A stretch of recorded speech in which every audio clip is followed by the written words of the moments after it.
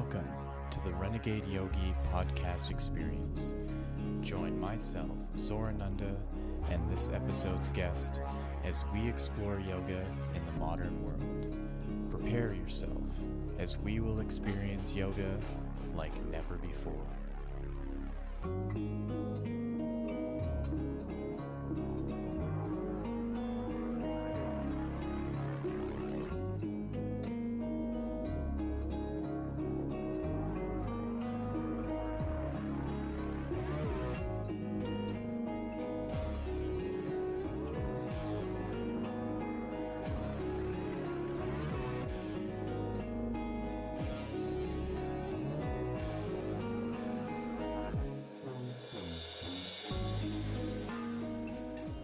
Hello and welcome to the Renegade Yogi Podcast Experience. My name is Zorananda.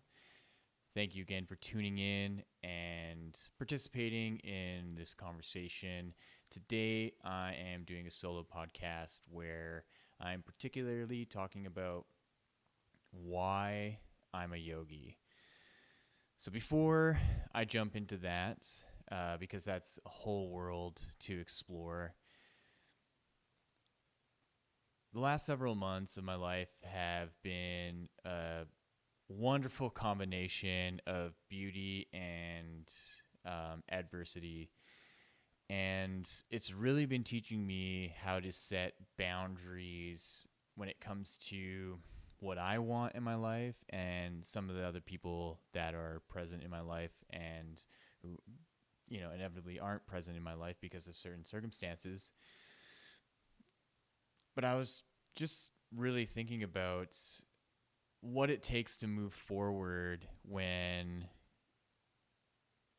you are at a loss of a relationship or when it comes to your job or whatever circumstance is that is presented in your life that really poses the biggest challenge that you're facing. And the wisdom that has come out of all this is how you take care of yourself, how you take care of your health, how you add something that's going to allow you to introduce movement and introduce increasing physical strength is really going to pave the way for more transformations that are going to take place down the road. So this is how this is going to get into why I'm a yogi, because when I was a kid, I was really, really active. I played all kinds of sports. Unfortunately, my family and my parents weren't really financially set enough to put me into organized sports in a way where say I was on a hockey team and was able to go into minor leagues and make my way through the ranks like that. I didn't have that. I had community soccer, which was affordable to my parents, but I was active just with my friends. We would play hockey in the streets. We'd play soccer in the fields around our house, and that's what kept me really active all throughout my childhood. Basically from the time I was like 3 or 4 years old all the way up until I was a teen. But that changed when I broke my arm snowboarding, and that's what really catapulted me into a pretty deep depression without really even knowing it, because ever since I was a kid, I always had these wild aspirations. I remember wanting to become a pro athlete. I wanted to become a pro soccer player. And then once I started skateboarding and snowboarding, I wanted to become a pro skateboarder and then a pro snowboarder. And when I was 16, I broke my arm snowboarding. And the synchronicity is so wild that it happened on the last day of ski club at the very end of the night, on the last run of my night. And I was fairly good at snowboarding. I grew up skateboarding, so by the time I was like 10 years old to 16 when I broke my arm, those 6 years, I was able to do so much skateboarding, like kick flip and heel flip down six sets of stairs, and all sorts of stuff. And then so when I went into snowboarding, I advanced really quickly, and so I had it in my mind that I wanted to become an amateur. And so the whole year of when I was in grade 11, that whole season, I went snowboarding every single day, and I had a small group of friends where we went pretty much every day together. I know I went every day, and there's another friend named Lucas where we definitely went every day, and then the other friends would kind of come here and there. But we were just snowboarding in the park every day, doing the tabletops, doing all the crazy rails, and I was really working myself up to the point where I can go from the kind of smaller part of the park into the bigger part of the park. And I just remember on the last night of ski club that I was a part of, the last run. So I'm at the top of the hill. I'm looking at this, the smaller table. It's 15, 20 feet, maybe even a little bit less. Maybe it's like a 10-foot table or a 15-foot table. I'm thinking to myself, okay, I'm going to do a frontside 180. I haven't done that really much, and so I'm just going to do that. And as I'm approaching the table, so I'm already booking it down the hill, getting to the table, and I suddenly just switch the trick. I suddenly decide that I'm going to do a backside 360 because that was like my comfort in going off the table. I was really good at it, but because I switched it, it fucked me up, and I launched off the table.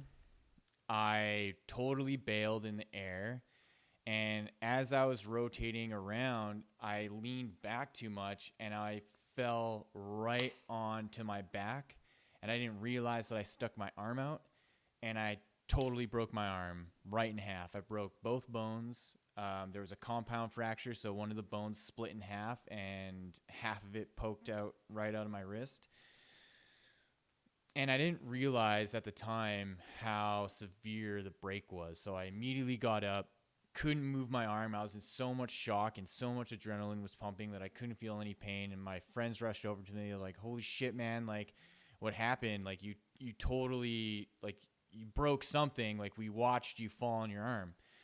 And I just looked at it, and I thought to him, like, I probably broke my wrist. I'm just going to go down, and I was going to snowboard down the hill, and my friends were like, no, like, you need to you need help. So I went to the T-bar attendee and got me a sled and took me down. So I found out after I got to the hospital that they showed me x-rays, and they're like, yeah, you broke both bones. You have to go into surgery. And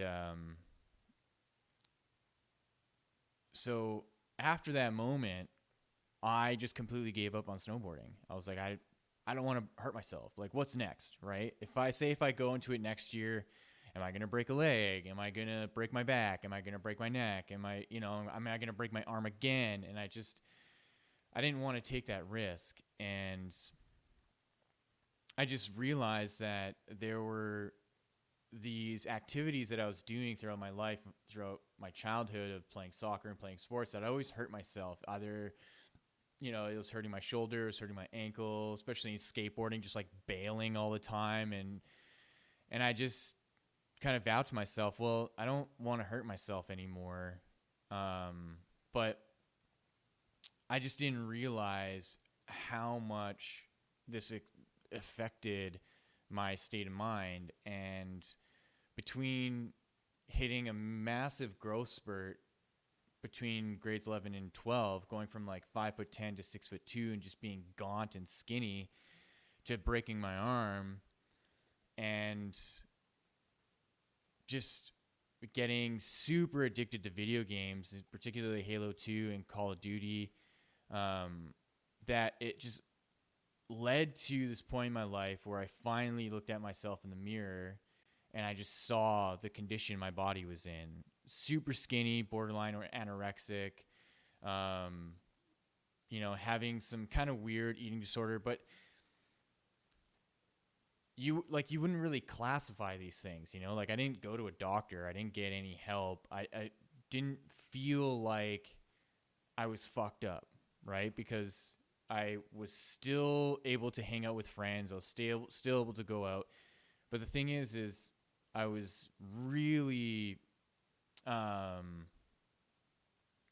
definitely addicted to things. You know, I was smoking weed every day. I was going out and drinking every weekend. And I would just get like super drunk and like messy, and you know, something had to give. And luckily for me, what I gave into was discovering spirituality and discovering esoteric material and discovering yoga.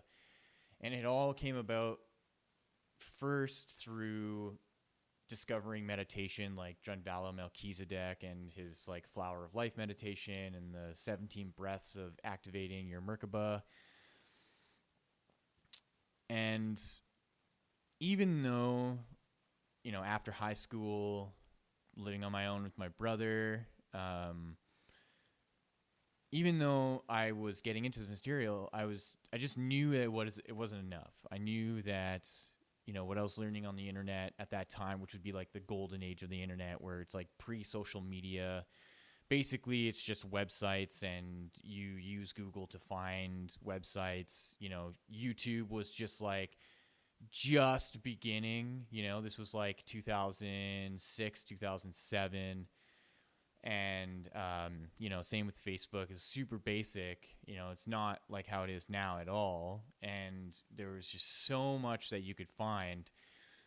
And it was just a treasure trove of so much information that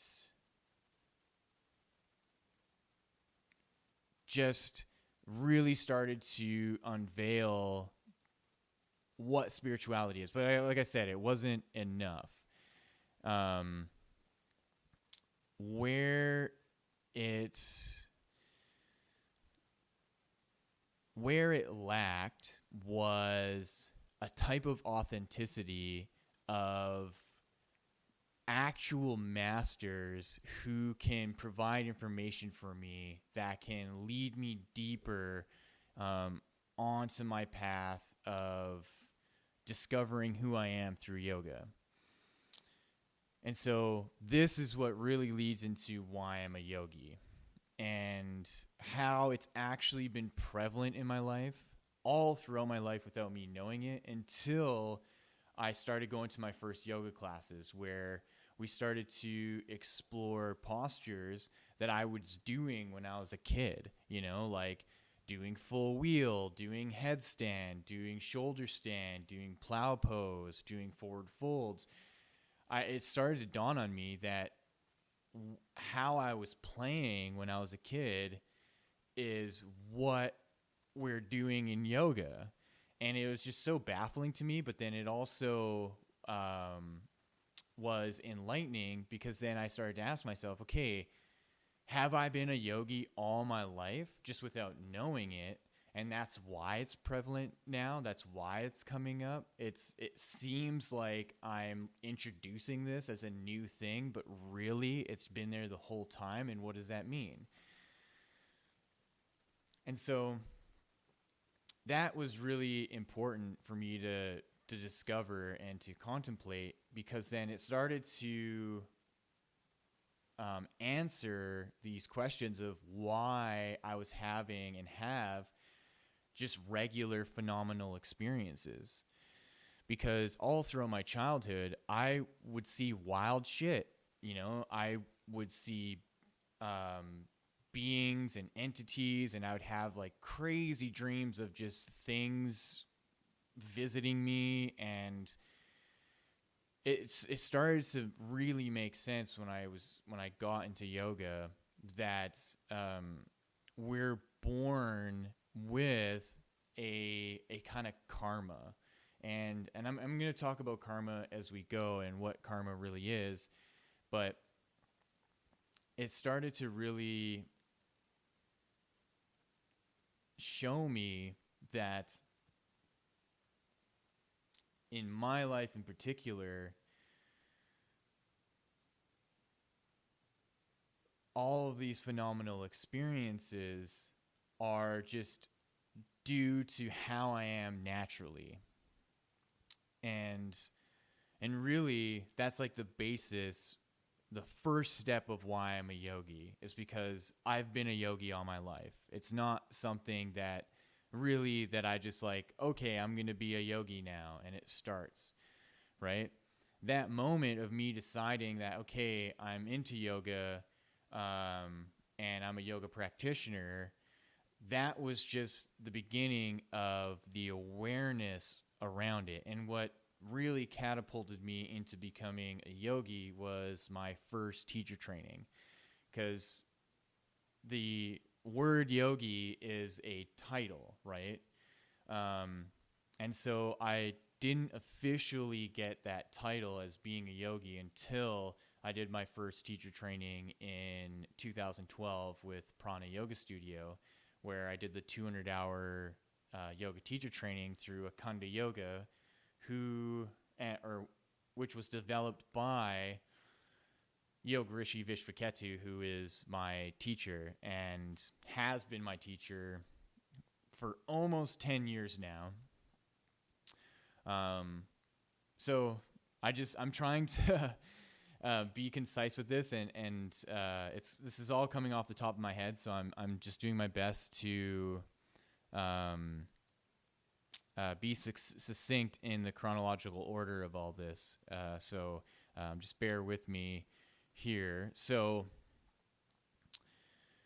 I'm a yogi first and foremost because it's been prevalent all my life, like I just said. So from me spontaneously doing yoga practices or like yoga postures when I was a kid, and also little breathing techniques. So I remember when I was like maybe 7, 8, or 9 years old, I would lay on my stomach at night and I would breathe as deep as I can and fill my lungs as strong and as hard as I can. And then I would exhale, and then I would just melt into my bed, and I would feel myself just like completely softening and completely melting into my bed. And I would do that over and over and over again. And I remember precisely what would happen, that suddenly the thoughts and the dialogue in my head would start to grow louder and louder. And I would suddenly have this like really clear, continuous stream of thought. And not only that, I would take a step back and that stream of thought would just be happening, and I wouldn't feel like I'm controlling it. I wouldn't think that like, oh, I'm making this thought process happen. It's just going. And to the point where suddenly the space around the thoughts and the space within, or the thoughts that are within that space would start to expand, and I'd feel myself grow with that expansion, to the point where suddenly I feel myself out of my body and my back is touching the ceiling. And the moment I would realize that this has happened, that I'm suddenly out of my body and suddenly I'm expanded as the size of my room, and I'm about to like break through the ceiling and like launch into space, I'd pass out, and I would just wake up the next morning, and I'd feel so good, and I'd remember what happened, and I'd be like, wow, that was really cool. And then when I fast forward, 8, 9, 10 years and more, suddenly now I'm being introduced to really specific breathing techniques from this modality called yoga that is showing me, hey, what you were doing in the past, what you were doing as a kid, is actually a structured thing, that you can put all these things together and do it all at once. Where instead of just randomly while you're playing with your friends and you go, oh, check this out, I can stand on my head, or check this out, I can do a wheel by putting my feet on the ground and my hands and doing a back bend, right? That now there's this whole structure to why you're doing it. And then it just clicked in my head, right? Like, oh, okay, this all makes sense. I was doing this when I was a kid, and now it's showing up as a bundled like practice. So I'm going to do it, and I'm going to I'm going to really focus in on dedicating myself to see what would happen. And what happened is this whole chain of events that led me all over the world, that it completely opened up this process within me, or this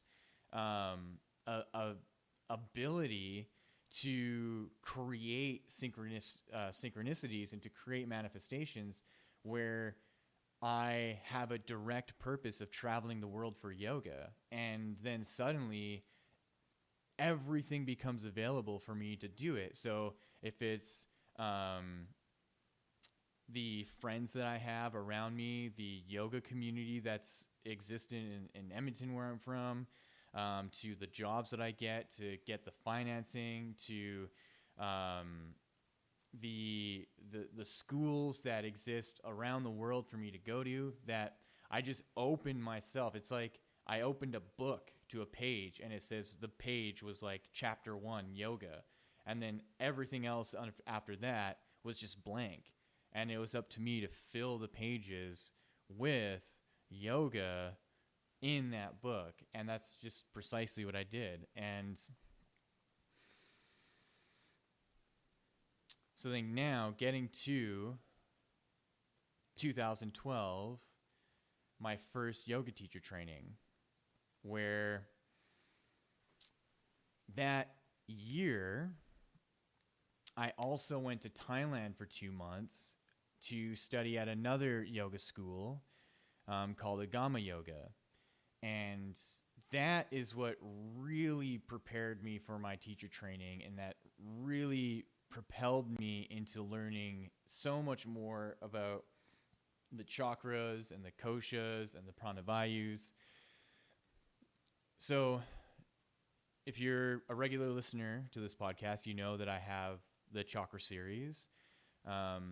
Next up, after this video, I'm going to start going into the koshas, and then after that, the pranavayus, which I think are actually more important than the chakras. There's this like obsession on the chakras from the spiritual community, which is kind of annoying, because then when I talk to some of these people about the koshas and the pranavayus, they have no idea what I'm talking about. So it just tells me that what most people know about the chakras is actually the surface, but they make it seem like they are just so well versed about all of the spiritual information, when like that's only a sliver of what yoga is, and there's so much more. Like there's even more that I don't even know about.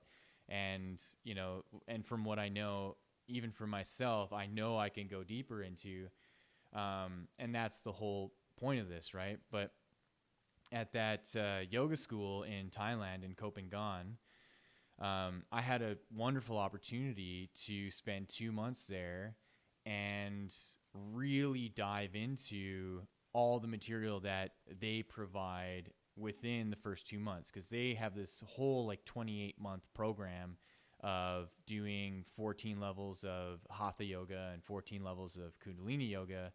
And just the way that my life was, there was no way that I was able to stay for that, because I didn't travel in a way where I was escaping, where I knew I was coming back. So I had a timeline. So I was like, yeah, I can only stay for 2 months and come back, because I have my whole life here in Edmonton. I have a construction business, and you know, I left right at the beginning of the season, or more so in the middle of the season. So I needed to come back to continue to work. But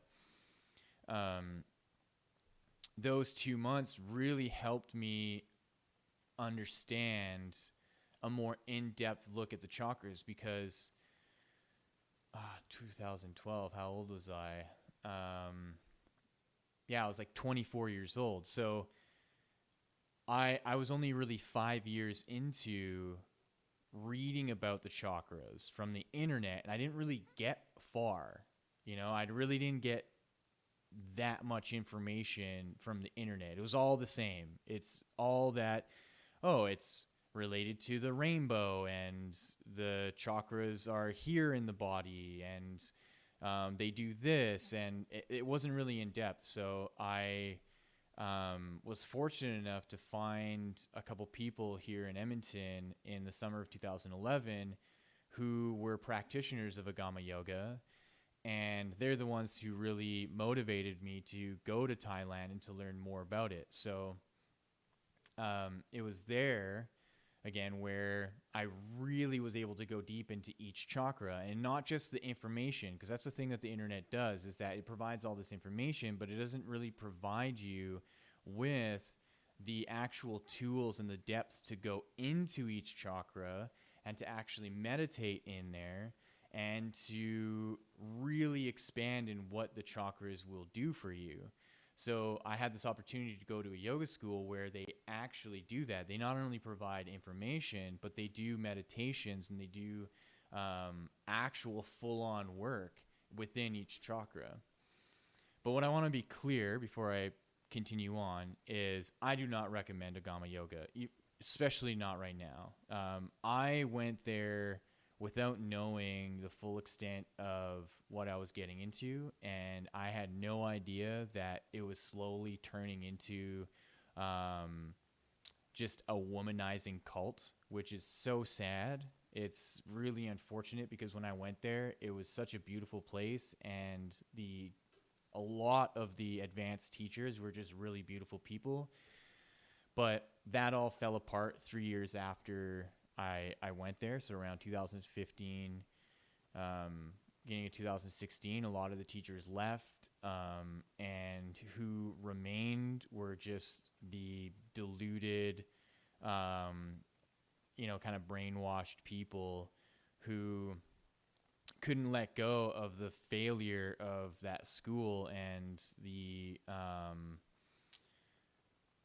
abuse that was going on from the head organizer, or like the creator of the school. So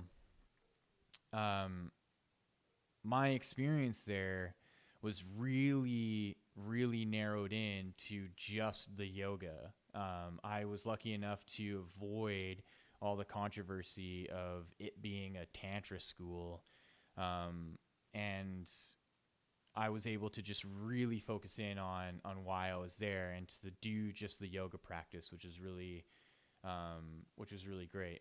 So coming out of that experience and then going into a teacher training, and 2 months later, I was able to meet, in comparison to the Swami or the founder of Agama Yoga, I was able to meet a very legitimate Himalayan yoga master named Yogarishi Vishvaketu, or we call him Vishvaji.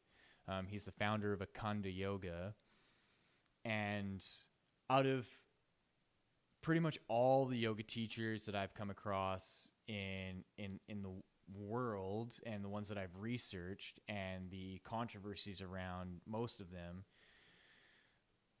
he is the most legitimate yoga master that I have found. And I'm sure that there are many, many, many others.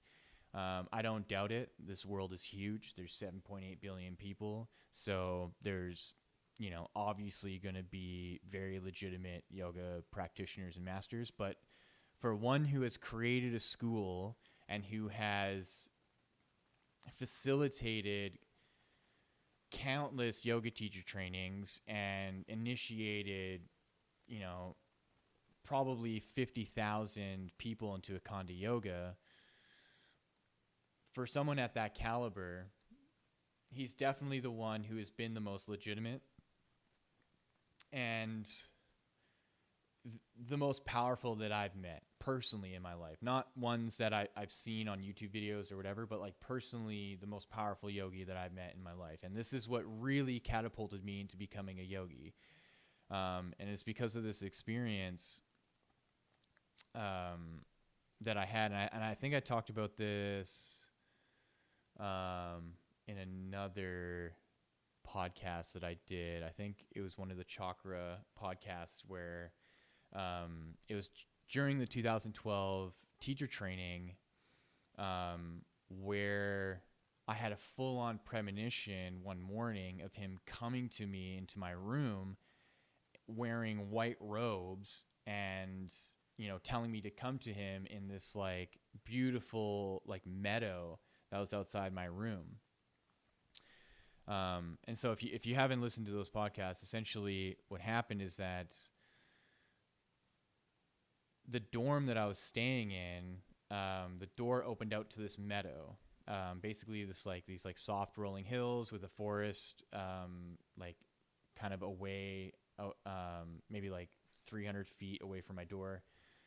And I woke up not feeling well, so I decided to go back to sleep instead of going and getting ready for the class. And as I fell asleep, I woke back up, but I woke up into a dream and I didn't know it. And the door was wide open to my dorm. The sun was out, and the sun was like streaming into my room. And as I saw 3 butterflies fly by, Vishji was standing at the foot of my bed, and he just put out his hand and he said, "Come with me." And I, made this whole excuse of why I couldn't come and go with him because I was sick and blah, blah, blah. And he just put his hand down and disappeared. And I woke up and it was like the door was closed. There was no sun. It was still 6 a.m. And I caught up with him later on in the day and I asked him about this. And I asked him like, "Hey, I had this experience. Did you come to me?" And he just laughed. And he was like, "No, I just noticed that you were not in class. And I was just wondering if you were okay." And it was in that moment of just him wondering if I'm okay was enough to project his consciousness into a lucid dream. That's where I knew that he had some power and he had some ability in some city that he's utilizing, that he's not even really like, he's not like consciously doing, but it's just happening, like that's like the full breadth of his ability. Because honestly, just like go to YouTube right now, like open up YouTube and look up Yog Rishi Vishvaketu or Akanda Yoga, and just like look up his videos and look up what he can do. There's like all these videos of him like doing breath work and all these things. Like just watch him and you'll see that like this guy's fucking legit, man. Like, so the funny thing is that a year later, I went to a workshop that he was doing at Prana Yoga Studio. And at the end of it, I said to him, "Hey, Vishji, great. Thanks for the class and the workshop. I'll see you next year." And then he just like cocks one eyebrow up and he looks at me. He's like, I'll see you in your dreams." Like he just knew, he like, that was just like to me that he knew that he was providing teachings to me. And from that point on, I would have regular dreams where he would just teach me things. He would teach me deeper meditations and he would teach me breathing techniques.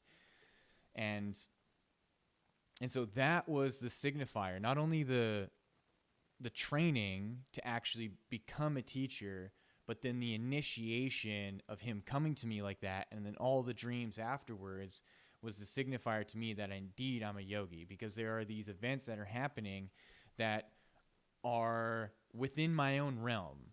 They're within me. They're not within the external realm per se. There are these events that are taking place that are propelling me further and further on this path of spirituality and this path of yoga that are spontaneous and that I really don't have any control of. It's not like I'm waking up in the morning and I'm going, okay, I'm going to have a dream with my master now. It's just happening. And the most potent dream I've had that resulted in a full-on premonition and a prediction of the future is in 2014. How can I say this? So in 2014, there was this event that this vegan restaurant was holding, called, what was it called? I forget what the event was called, but anyways, they were holding like this little mini day festival, which is like day and night festival. And the week before the festival, I have this full-on dream, and I have these stories that I can take fucking forever telling. So I'm gonna try to be concise, but still have like major details. So I have this dream that I walk into this building, and it's a big open building, like a gymnasium or something. But it's more of like a conference kind of room that's big. It has vaulted ceilings. One wall is just windows, and I walk in, and on the right corner, there's a group of people sitting on the ground, and Vishnuji is there, and he's meditating. And I look to my left, and in the big open space, there's this big circle of people who are standing, and there's a few other people who are walking around to each person, smudging them with just like a feather and like a shell and sage or something. And I look back to the people sitting on the ground with Vishnuji. I'm like, oh, I'm gonna like sit and meditate with Vishnuji.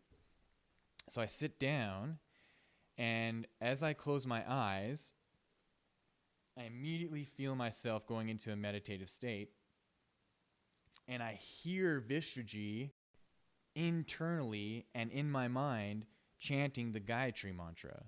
So he's chanting Om Bhur-Bhuvah-Svaha Tatsaviturvareniyam Bhargo Devasya Dhimahi Dhiyo Yo Na Prachodayat. So he's just chanting that over and over, and I like, my eyes are closed in my dream. I hear that coming from him. I see it coming from him to me, and I see a radiance coming off of him.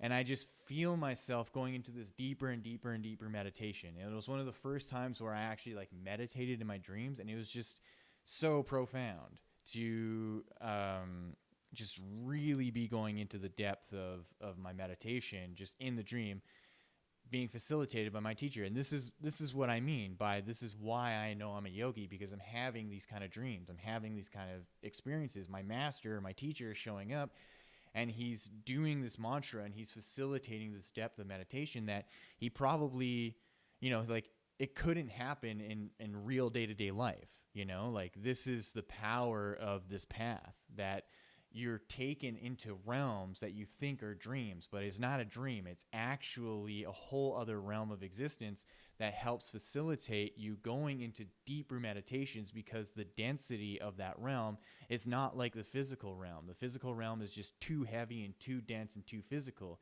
where then you place yourself in a realm where it's lighter and it's not so dense and it's more malleable. And so then these phenomena can happen where you're immediately put into a deeper meditation, and it's felt viscerally. It's not just that it's happening and you're watching it. It's now you're fully immersed within it. The vibrations are all around you, right? So this is what I'm feeling. And so I'm not going to go too much into the rest of the dream, because that's not really relevant. It was a dream about this festival that happened the next week, but that was the really most important part, was just having my master, having my teacher show up and facilitate a deeper expression of yoga in that sense. And so these are the initiations that are taking place in my life to propel me further and further through the path of yoga. So then not only am I encouraged to do a deeper yoga practice or a stronger yoga practice and to continue doing a yoga practice, it's initiating the synchronicity of a 4-year cycle. So what I found is that in 2016, I just had this very strong intuitive urge to go back to Thailand, and from doing that, initiated going to Rishikesh, India to do my 300-hour yoga teacher training. And it all worked out again, just like in 2012, where I had my 2 friends who were Agama yoga practitioners, and they were going back to the island, and I say to them, hey, I'm going to go too. And I had no money saved up or anything. But then 2 weeks later, my dad calls me and he goes, hey, I have this job working on a hotel. We're going to start in January. And boom, that pays everything for me. It pays my rent for the 2 months. It pays for my trip. It pays for all my bills. Like, it was just amazing. And so in 2015, I ended up getting into a car accident where, was that 2015? I think it was 2014. And after a year of like going to physical therapy and stuff, I ended up no, it was 2013. Sorry. I went to physical therapy for 2 years. I ended up getting paid out like $15,000, and then I had like all this money, and I'm like, holy shit, I have this opportunity to go back to Thailand to spend another 2 months there, go back to the school, and go and do my 300-hour teacher training. So it seems that your focus on synchronicities is what anchors in your life purpose of whatever you're doing. So for me, it's yoga. So if I continue to focus on yoga and I continue to be excited about the synchronicities, things will come to me, and to help facilitate moving further along on that path and actually building momentum and building motivation. Because then once 2016 came and I went to Thailand, I was given this very clear communication that I have to choose between the two teachers. Because before then, I was kind of considering the Swami Vivekananda Saraswati fellow from Agama Yoga as my teacher, and then Vishuji as my teacher. But this time it was like, no, you have to pick one or the other. And here's why. When I went to Thailand the second time, it became very evident of the corruption in that school, particularly because of Narcissus, the owner of Agama Yoga, or the creator of it. He was ordained, quote unquote, as a Swami, and where he was given the name Swami Vivekananda Saraswati, which is such a bastardization of that name. Swami Vivekananda was a very powerful yogi from the 1800s who came to America and actually facilitated the start of opening up yoga to the West. So while I was there, a good friend of mine named Sarah, who was at the school for 9 years, was very dedicated to it, but only dedicated to practice. Like, she didn't buy into all the tantra shit. Like, she was just very, very pure in her intention of doing the practice, and very advanced in what she was doing. She basically spilled the beans to me on what was happening, particularly with Narcissus and the abuse that was happening, and his gross obsession with having sex with 3 to 5 women every day, and different women every day, and that he totally abandoned his meditation practice and his yoga practice, and all he cared about was just having this cohort of women around him. And it just became gross. I could see it, I was just comparing how it was in 2012 to how it was in 2016. I was just like, man, this is not at all what I want to be in. And so I before knowing any of that, I really only learned about all that 3 weeks into being there. And so I was already enrolled in level 3 of the Agama program. So I just finished it. And luckily I was able to leave and not have any repercussions, and integrate into a whole other yoga studio and meet a whole other group of people, and have just a wonderful time on the island. And when I came back, it became very clear how the rest of how the next year of my life was going to go. Because I was on the verge of enrolling back full-time into university, because I was at Grant MacEwan at the time, Grant MacEwan University. And I went from being full-time to part-time, and I was kind of dwindling down in classes. And I was like, well, I'm going to go full-time. But when I was meditating one morning, this strong voice came in and was like, no, you can't do that. It's either you work with your brother and your dad and your company, you focus on yoga, or you go to university. You can't do both. And I didn't know what to do, because I thought, well, I can go full time in my classes, and then I can pick up work back in the spring. But it just didn't work out that way because we were getting work all throughout the fall and winter and spring. And I would have actually it would have really hurt the company if I did that. So I just didn't know what to do. And this voice made the decision for me. It was like, you're not going to school because you're going to rack up $50,000 worth of debt. It's not worth it. Just stop. It's always going to be there. Don't worry. Continue on working. Continue with the friend group that you have and go to India and do the 300-hour teacher training. And it was just like, poof, the voice was gone. The meditation was over. And I just worked my ass off for those 6 months and made it all happen.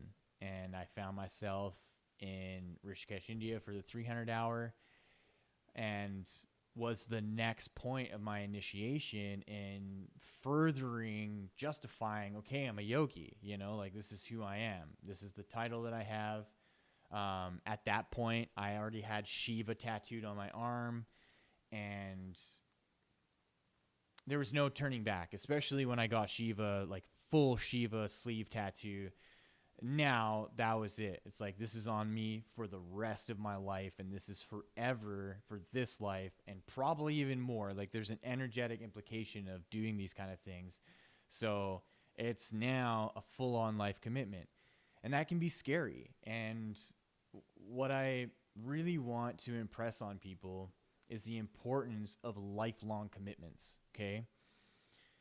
For whatever reason, we're afraid of them. We're afraid of thinking to ourselves, this is going to be for the rest of my life. If it's a relationship, if you get married, if you have kids, if you have a job, if you have, if you are a practitioner of some sort, if you're a musician, there are things that are really important to dedicate to yourself your entire life.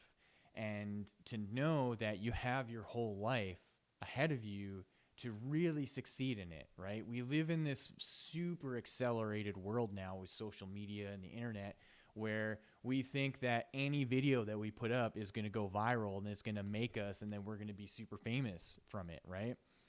But we're not really looking into what it means to fully dedicate ourselves to something that we're passionate about, when we're really hyper-focused on just creating some content based around what we're passionate about and hoping that that content is what grips people rather than what we're passionate about. It shouldn't matter. It shouldn't matter at all what people think or why you want the attention so bad. Just focus on your passion for yourself. Just focus on why it is that you're doing it, and just totally eliminate whether or not that your content is going to reach tens of thousands or hundreds of thousands or millions of people. My content doesn't. I can openly tell you that I get 10 listeners a day on my podcast, but it's the start. It doesn't matter to me. What matters to me is that the things that I have focused in my life are the priorities. So I look at my day or my week in a chunk, right? So my 7 to 3:30 is my day job, right? And this is what's going to get into karma, like I talked about earlier, right? So I have my 7 to 3:30 where I show up to work and I get home. So from 3:30 to by the time I go to bed is the time that I have to spend on everything else. If I'm playing guitar and I'm working on new music, if I'm working on my new book, if I'm recording a podcast. Lately, I've been kind of slacking on my podcast. This is the, most recent one from a week and a half. But what really matters is that you just stick to it however you can, just like how I'm doing it. I'm sticking to this stuff however I can. So if it takes me a week and a half to upload a new video or a new podcast, I don't beat myself up before it. Sure, I have thoughts I could be doing episodes every day. There's really no excuse. But sometimes I get home from work, I have a shower, I feed my dog, I go on a walk with my dog, I have dinner, and it's already 8 o'clock. Or it's already 7 o'clock. And we're up here in the Northern Hemisphere in the freaking tundra. And that's just a joke. We're not actually in the tundra. And it gets really dark. By 4:30, 5 o'clock, it's dark. And so when 7 o'clock, 8 o'clock rolls around, I'm like, you know what? I could just sit down and do a podcast episode, but I just want to chill, And then I also work out with my trainer on Tuesdays. I go to yoga on Wednesdays. I work out with my trainer on Fridays. And so managing how you work with your passions is just totally up to you. And as long as you do your best to find the motivation to continue doing it, when you know this is for the rest of my life, man, when you do it doesn't even matter. Just do it. Just do it when you can do it. Like, yoga is for the rest of my life. Do I need to stress on doing yoga every single day for 2 hours a day? No, because there may be a time in my life, maybe when I'm 40, maybe when I'm 50, when I've nailed in and I've really fine-tuned how my life is, that suddenly things open up and I go, oh, I'm not working that 7 to 3:30 job anymore. So I can wake up at 6 or 7 o'clock and do a 2-hour practice because I don't have that obligation anymore. Because I don't know, right? Right now, what is my karma or my dharma is that I've surrendered into the role that I'm playing working at this company.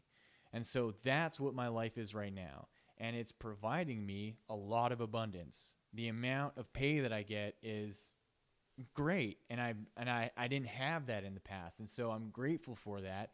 And I'm going to work really hard in this company so that I not only remain abundant, but then I can actually level up within it. And I can get to the point where my time there is up, right? That like I fulfilled my role and I'm going to be able to shift out of it harmoniously. And then I can focus on the other things. So I can focus on my music and my books and my podcast and my meditation and my yoga as I grow into that role. And that's really how I see it, is this like these parallel lines of what my karma and what my dharma is in the workplace that I'm in, and what my karma and dharma is with yoga and meditation and music and authorship and podcasting. That second parallel line is going to overtake and overlap the first one.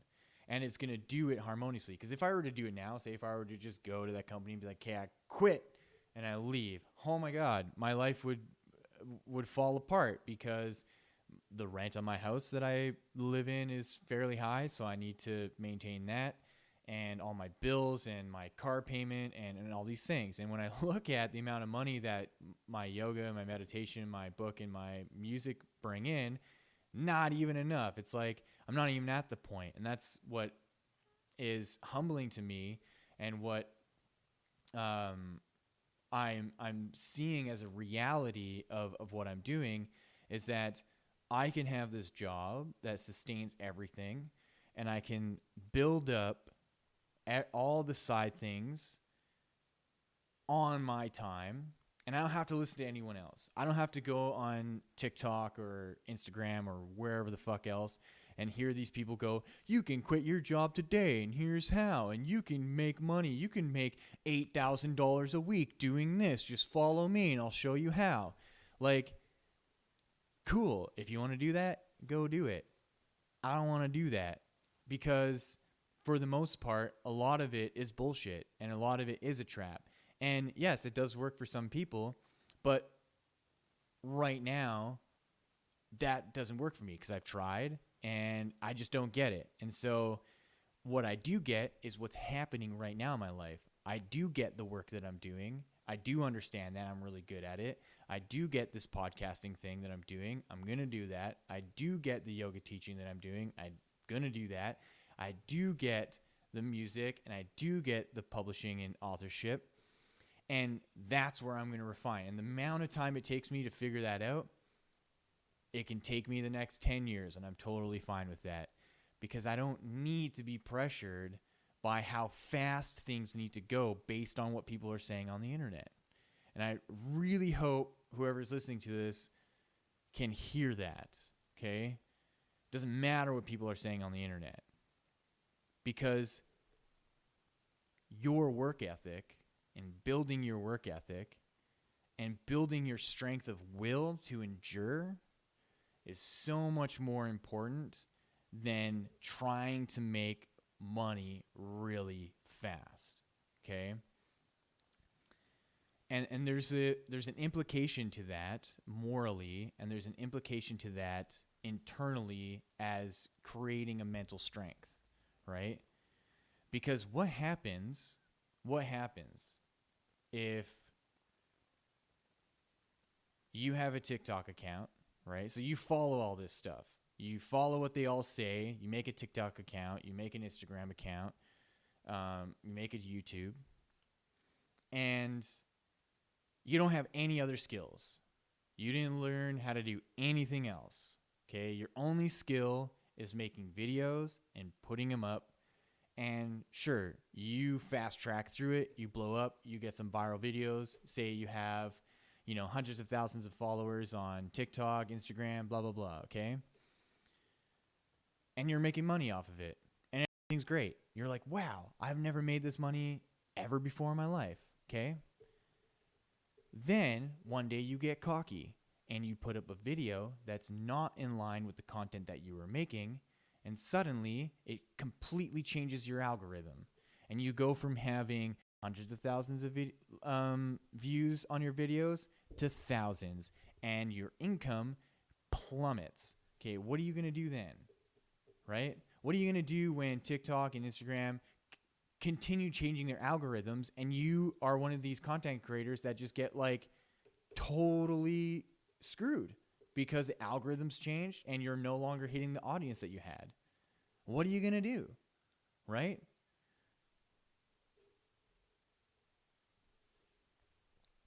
And that's why having real world experience and application of business and entrepreneurship and work ethic is important, and I'm aware on Reddit there's this whole anti-work movement, of saying that these companies are just bullshit companies and they're making you do all this work and all this shit. It's not fucking true. It's not fucking true. Okay? The thing is that people are becoming complicit or complacent with not putting effort into their life. So, I don't really like Sadhguru, but he said this actual brilliant thing. That in today's age, our minds complain. Listen to the inside of your mind. How often do you just complain and bitch about things inside your mind? Okay? He said, the way you want to live your life is you want your body to complain. You want to go through a whole day, and at the end of the day, it's your body that's complaining, but your mind is completely serene. This has to do with what kind of work you're doing throughout your day. And so this is the benefit of doing some kind of laborious job, right? And what we really need more than anything is the discipline to stay in a job regardless of the pay, okay? Just have it so that in your first 8 hours of your day, you are making money to cover your basics, okay? If that's rent, if that's food, if that's bills, then you have the rest of your day to then go into the other opportunities, right? If that's Amazon seller account, if that's social media, if it's whatever, you have a website and you're hustling things on your website. If you wrote an ebook and you're selling your ebook, right? What will make you more of an adept in being a human are those first 8 hours of your day of doing something where you just fucking do it. So no matter how shitty it seems to be, that you use that opportunity to work through it And you're training your mind. You're training your mind to endure the bullshit, right?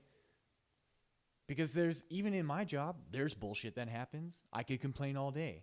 I can complain about how stupid it is that I'm doing the things that I'm doing in the metal shop, right? But I don't, because I know that going through that is a very necessary step in the development of my spirituality. And this is the fulfillment of my karma. And as long as I can pour my presence of love and acceptance and compassion into that place, that it's actually leading me towards being able to leave in a harmonious way and into a more fulfilled aspect of myself through the leveling up of that discipline. And I hope that's as clear as it can be, right?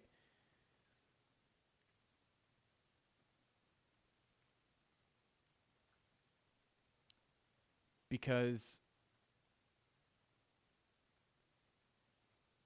you are the only one that's going to understand truly what your karma and your dharma is. I can't tell you. You can message me and be like, this is what's going on in my life. What's my karma? I can be like, I have no idea. I only know what my karma is. And I look back at my life and it's evident what my karma is. And I look at my life now and it's evident what my karma is. It's evident what my dharma is. And it's not my responsibility to tell you what yours is. That is how cults are created. And I'm not creating a cult. I have no interest in having a set of followers who rely on me to tell them what to do. I'm here expressing myself, and this podcast is an outlet to share information, but it's not to tell people how to live their lives. I'm telling you how I live my life. And hopefully that's a motivation towards how you can figure out what it is that you can do to be more harmonious in your life. And what I found, just for me personally, because out of all the yogas, right, Bhakti yoga, Kundalini yoga, Hatha yoga, Raja yoga, there's karma yoga, okay, the action of unity. And that's what I find myself as more than anything else. I'm a karma yogi. It's very easy for me to do things selflessly.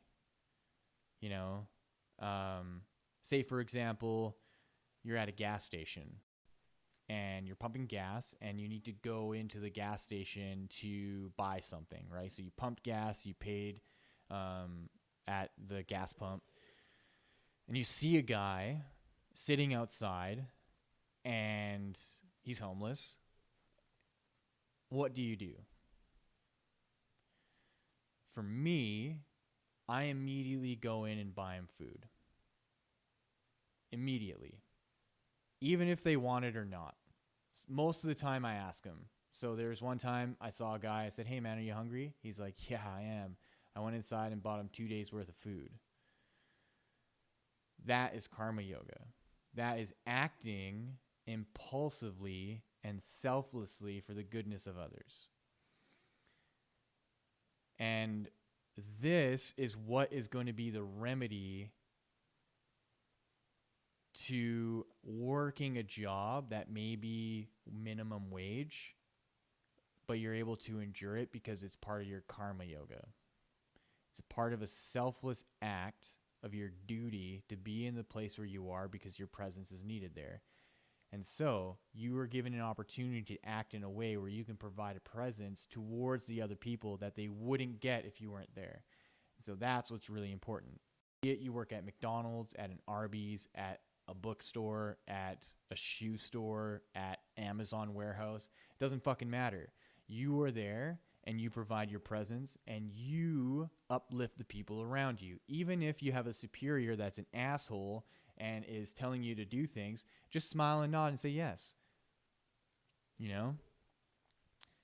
And of course, there's going to be boundaries, right? So if you go on Reddit and you look up anti-work, there's all these people that said, "Oh, I got a text from my boss when it was my day off and he was asking me to go to work." You got to really think about it, right? okay, if it's your day off and you've organized things and you have a commitment to do something, then yes, you can tell your boss, I can't come to work because I'm already set to do this thing and I can't let these people down. I know it means letting you down, but you're going to have to ask someone else. But if you're just at home doing nothing and your boss asks you, hey man, can you help us out? Like, we need help. Okay. Think of it as this. You're going to make more money. You worked 5 days in that week and you made this amount of money. You're going to get a whole other day of money. So just go do it. Just go do it. If you don't have any obligations, if you're just sitting on your ass and you're eating Cheetos and you're watching fucking Harry Potter for the 10th time, just fucking do it. Get up and be like, okay, I'll go to work. This is what I'm talking about. Selfless acts for the betterment of other people. This is how we actually provide healing for this planet. This is how we actually solve the division. There's so much division because we don't want to selflessly act towards others. We want to selfishly act towards ourselves and to cast doubt and shame towards others rather than just looking at them and be like, hey, you're just a human being like me. So here you go. Here's some help. Here you go. Here's some time of mine that you can have. And it doesn't matter if that boss of yours who's an asshole isn't going to give you an immediate raise, because these things pave the way for something greater in your life later on. And yoga has really helped me understand that. Yoga has really opened my mind to understand the intricacies and the synchronicities and the interconnections of all of our actions. And so that I can zoom out and zoom big into how my actions are going to affect later on down in my life.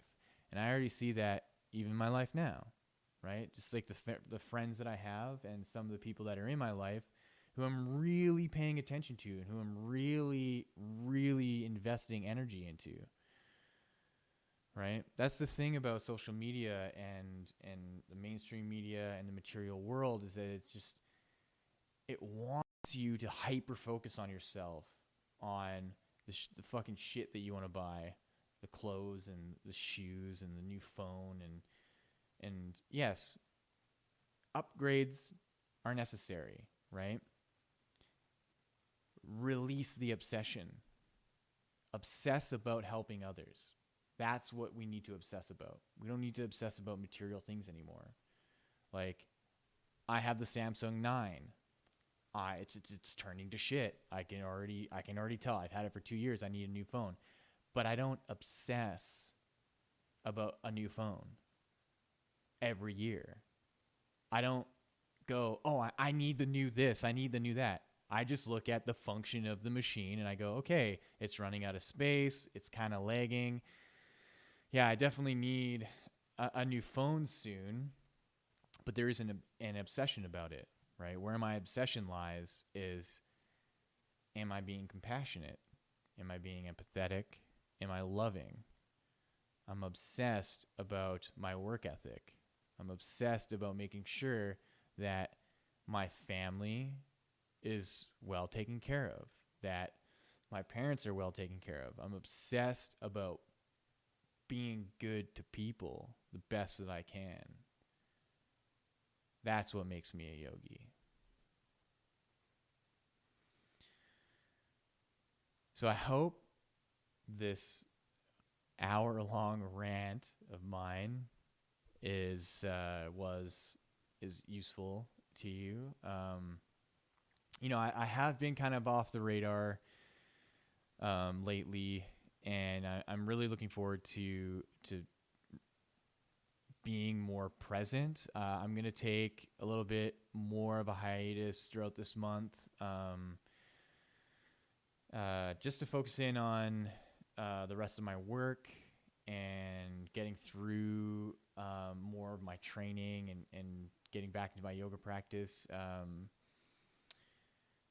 And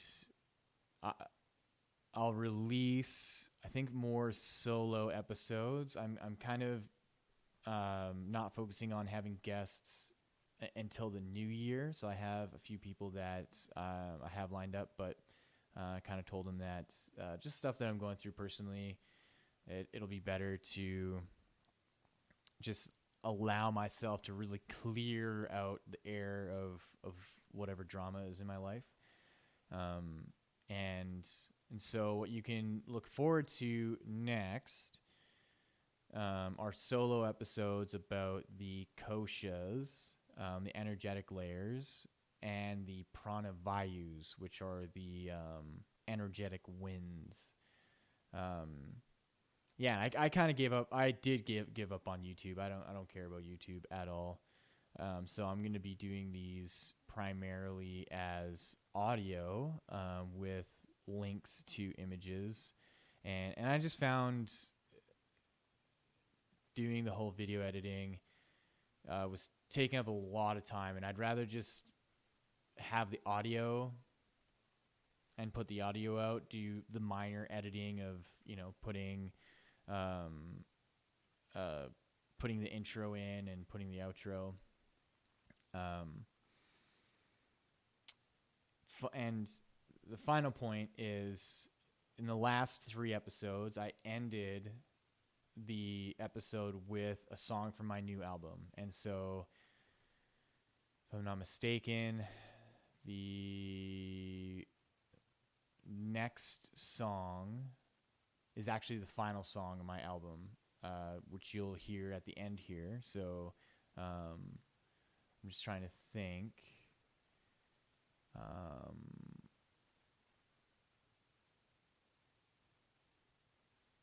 Yes. The song that you're going to hear today is Attic Treasures. So you can go to Spotify and hear the album. It's called Opening. I recorded it with my good friend and my violin teacher, Marin. So all the violin that you hear is from her. And it was produced and also co-written by my producer, John Atonic. So I did all the guitar. Marin did all the violin. John did the percussion and bass and orchestral accompaniment.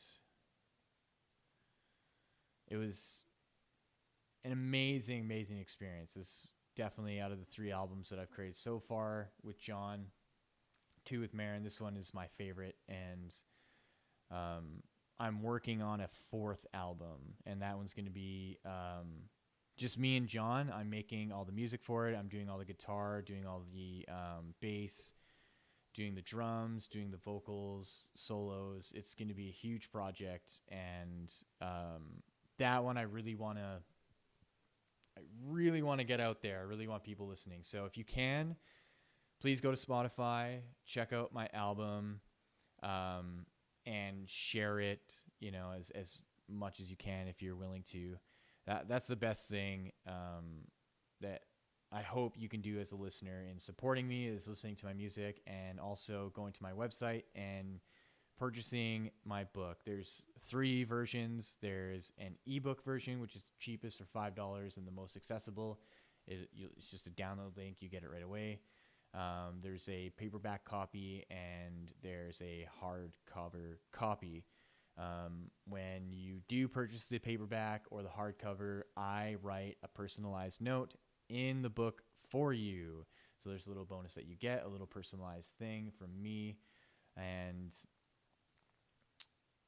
that's it. So yes, to support me, again, go to the website, zorananda.com, where you'll find the book and meditations and music. If you don't want to buy the music, go to Spotify, search up Zorananda, and it's all there. So thank you. Have a wonderful rest of your day.